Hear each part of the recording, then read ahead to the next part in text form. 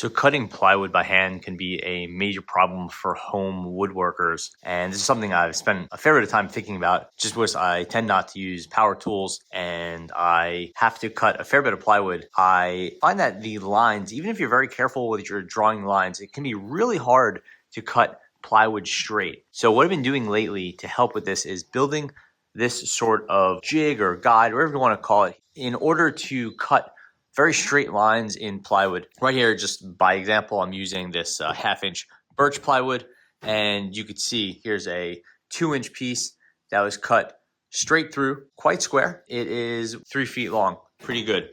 Here is another example. Here's a 1/2-inch piece I'll be using for the rails on some shelving, and this is also about 3 feet long and 1/2-inch and quite consistent.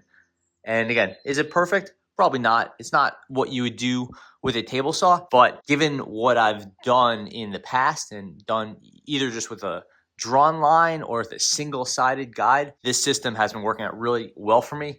It's not really fast, but it is accurate. And if you're using hand tools to cut plywood, you're probably going to prize accuracy over speed, since you've already lost the battle with speed. And the tooling for this is very, very simple. The key component is here. This is obviously a hand saw. It's about a 20-inch hand saw. This is from a company called Irwin. It's about $15 or $16.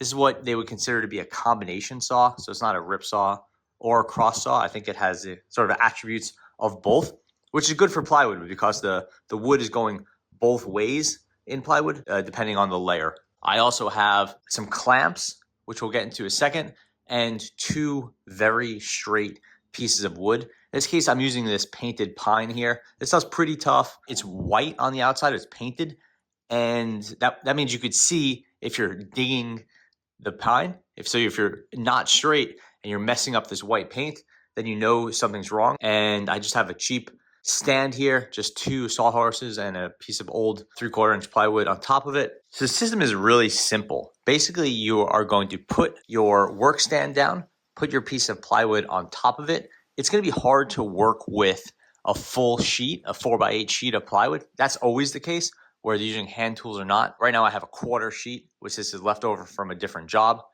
And I have, everything is clamped down. And right here where I'm cutting, I have the 2 pieces of painted pine clamped down together parallel with pretty much exactly the width of the saw blade between. That's where I want to cut. So that means if the line is straight, the 2 pieces of pine don't move, and the piece of work where I'm cutting, if none of them move, I'm going to get a pretty straight line. And because the height of this pine, I'm not really going to get too many angles either. Again, it's not going to be super fast, but it's going to be a nice straight shot.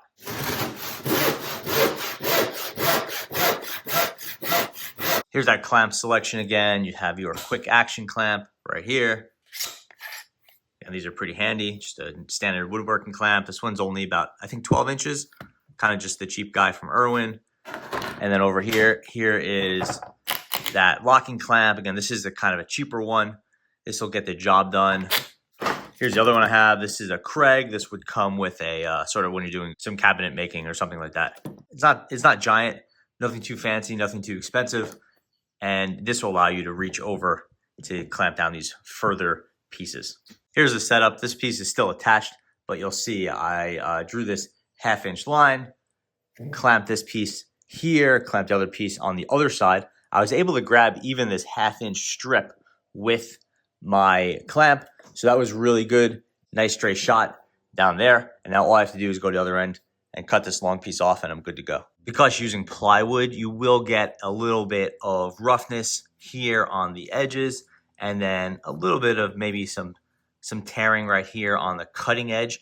If you're doing something really precise, you could put some masking tape down, or honestly, you could just sand off these little edges right here. In my case, all this stuff is going to be hidden. So the fact that I'm getting those little cut marks, not really a big deal. And pretty, the cuts maybe are not, as clean as they could be, but really nice overall. So I'm really happy with this. Okay, so we'll measure out another piece of that 1/2 inch. And again, this is about 3.5 feet long. So we'll start off right here. We'll measure our 1/2 inch. Go to the other end and we'll do exactly the same thing. Okay, so we have the 1/2 inch measured. Now we're going to get our straight edge and we're going to lock it in place. This can be a bit tough, so I only have a 1/2 inch to grab. On this side, I could reach from here over diagonally, so that's okay. On the other side, it's a bit tougher. So I'll line this side up, and this is going to be the foundation of the 4 clamps we set. So this is the most important one. And you have to be careful that you're clamping not just in an accurate spot, but where you're not going to hit it with the saw. Okay, got the number 1 piece locked in. Okay, we're over on the far side now, and see that there's a 1/2 inch mark right here. Here's a piece of wood. That line is just about visible. Now we'll do a close clamp. Again, you only have 1/2 inch on the bottom to grab, but that's okay. Locked in, locked in. I still see both lines exactly where I want. Okay, now we need to set the other side of the guide with that painted pine. This side is a lot simpler. Now we'll just put the saw blade here. That is going to be the width we need. It's exactly where we want it. Have to be careful that the handle doesn't get in the way, so you have to lift it up. You can turn it upside down, but it might be a little bit unsafe. Line the edges up to the starting point. You want to do a little bit of overhang, so you're not starting on the edge of that plywood, which will tear it up. Okay, so this is right where you want it to be. It's parallel. You want to apply pressure to the far board. Really want to lock that in with that clamp. Now we're going to go to the far end.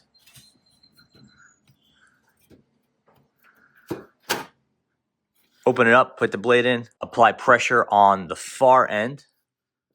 That will move that blade back a little bit. Reapply the pressure. We'll get our locking clamp. So we'll extend over, or at least mostly over the close board. Have to push it back so we get as long of a cut as possible. And we'll lock that in place. This is solid. The blade lifts up, but we feel a little bit of pressure as it's being pinched. That's good. And now we can see we have a nice parallel guide, and that's where we're going to do our cutting. You want to start really light. Don't apply too much downward pressure.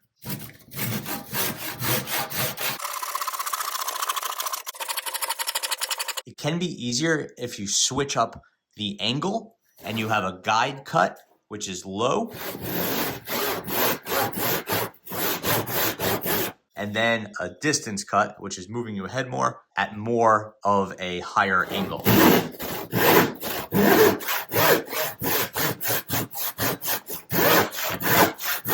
That'll keep things moving very quickly and it'll keep them accurate. I think it can cause a little bit more tear out on the bottom, but really not enough to be a problem. At the end, you could pop those clamps off and you could see, didn't quite get the distance we wanted out of here, but that's because we had the clamp in the way. This last inch or so, you could finish by hand. Then you have this last little bit you can cut. Definitely gonna be harder with a camera in front of you, but you get the point. You just have to chop that 1/2 inch, then you're good to go. So I go a little bit long on these cuts, just knowing that the end can be a bit problematic. And say I needed, 36 inches, I would just go, 38 on this and have that extra bit at the end, or both ends in fact, or I could just cut and have some cleanup. And you could see a little bit of inconsistency here, but again, this side is going to be glued and applied to whatever I'm building, in this case, a cabinet. Little bit of sort of tear out here. That's very easy to sand off. And yeah, that's how I cut plywood by hand, and I get long, straight cuts with, total amount of tooling here is, $16 for the saw, maybe $30 for some clamps, and obviously the clamps are super reusable, and, pencil and a tape measure, and you're good to go. No power tools required. Thanks for watching.